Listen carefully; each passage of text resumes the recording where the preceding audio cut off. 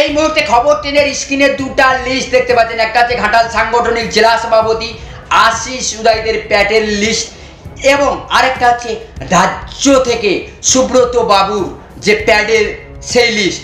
আর আশিস উদাইদ ঘাটাল সাংগঠনিক জেলার লিস্টকেই কিন্তু সুব্রত বক্সি বাবু কিন্তু প্রাধান্য দিল। দেখতে পাচ্ছেন সেই চিত্র সরাসরি। আশিস উদাইদের লিস্টে আছে 21 জনের নাম এবং সুব্রত বক্সি শাসক দলের রাজ্য থেকে যে লিস্ট কেশপুর নির্বাচন প্রক্রিয়া চালানোর জন্য লিস্ট তাতে আছে 25 জনের। কিন্তু এই প্রক্রিয়া নির্বাচন প্রক্রিয়া কিন্তু এই নেতৃত্বরাই চালাবে।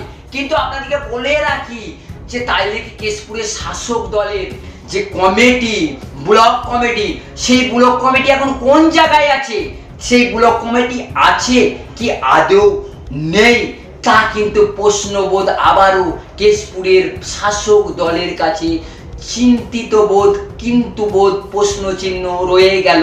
এই মুহূর্তে ছোট্ট প্রতিবেদনে কি উঠে এসেছে তা একবার শুনে নিন। ঘাটাল লোকসভা আসনে তৃণমূলের সুপ্রিমো ফের ভরসা রেখেছেন দীপক অধিকারী ওরফে দেবের উপরই। আর এই ভরসাকে ধরে রাখতে এবং হিরণকে 1 ইঞ্চি জায়গা ছাড়তে যে নারাজ তা কেশপুর প্রচারে এসে বোঝালেন তারকা প্রার্থী দেব।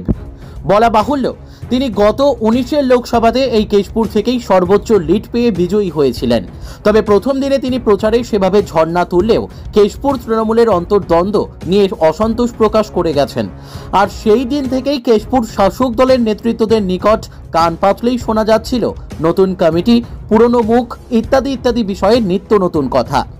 আর এই আনাচে কানাচে গোপন কথাগুলোই বারবার নতুন নতুন কমিটির লিস্ট আকারে বাস্তবে পরিণত হচ্ছিল সোশ্যাল মিডিয়ার মাধ্যমে সর্বসাধারণের কাছে।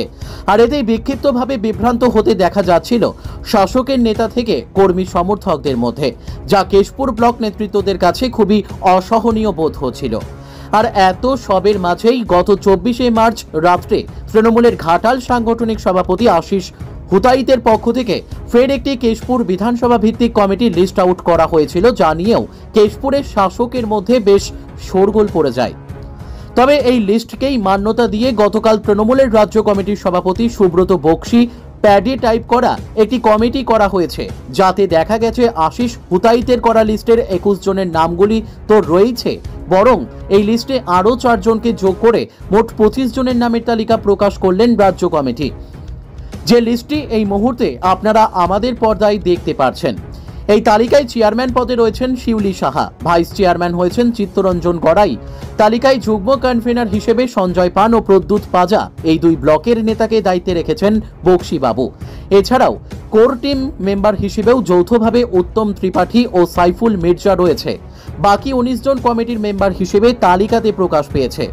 তবে এই কমিটির তালিকা বিষয় নিয়ে আমাদের প্রতিনিধি ব্লক সভাপতি প্রদ্যুৎ পাজার কাছে জানতে চাইলে তিনি আমাদের কোনো কিছু জানাতে অসন্তোষ প্রকাশ করেন।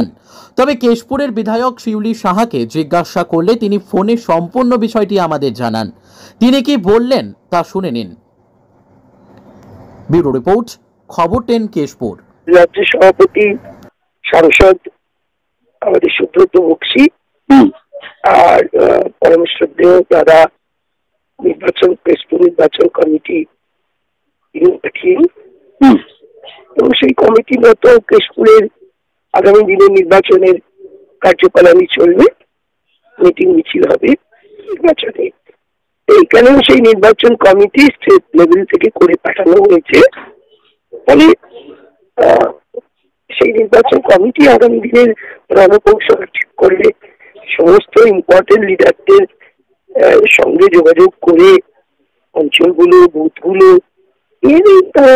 তৈরি হয়েছে। মিটিং মিছিল হবে, নির্বাচন হবে। কেশপুর করা হয়েছে সঞ্জয় পান কমিটি কাজ করবে। তাহলে ব্লক কমিটি